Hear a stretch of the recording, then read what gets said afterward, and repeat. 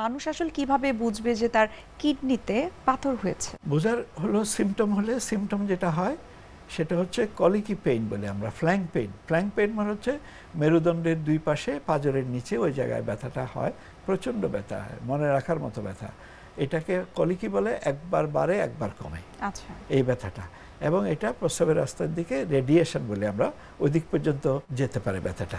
এমনি মেরুদণ্ডের ব্যথা বেশিরভাগ ক্ষেত্রে আমরা ব্যাক পেন থেকে হয়। আমি সবসময় বলি যে সব ব্যাক পেন কিডনির ব্যথা নয়, সব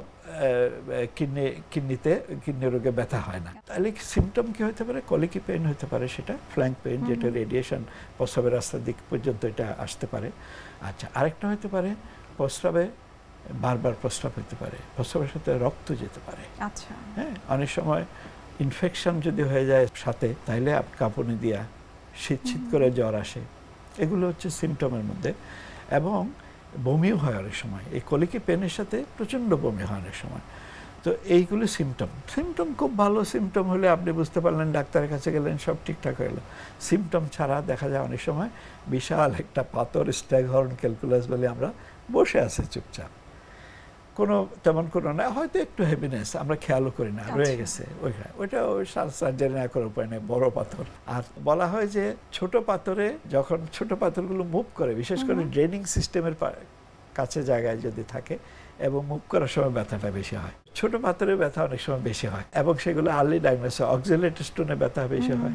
ইউরিক অ্যাসিড স্টোনে এক্সরে করলে পাওয়া যায়, রেডিওলুসেন্ট বলে এগুলোকে, আল্ট্রাসাউন্ডে পাওয়া যায়, সিটি স্ক্যান বা আপনার আইবিপি বলে কিটা এক্সরে আছে, ওগুলিতে করলে একটা গ্যাপ হিসেবে পাওয়া যায় এটা।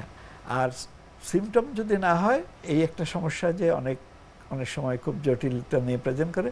আর সিমটম হলে, এই সিমটমগুলো হলে তো আপনি ডাক্তারের কাছে যেতে পারেন এবং রোগ ধরা পড়ে যায় এবং রোগ নির্ণয় করতে পারেন।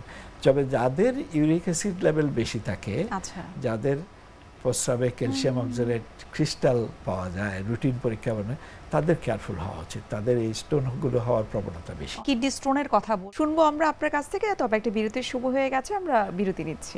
সুপ্রিয় দর্শক, আপনারা দেখছেন এনটিভি নিয়মিত স্বাস্থ্য বিষয়ক আয়োজন স্বাস্থ্য প্রতিদিন। এই পর্যায়ে আমরা নিয়ে নিচ্ছি একটা ছোট্ট বিরতি, কোথাও যাবেন না, আমাদের সঙ্গে থাকুন।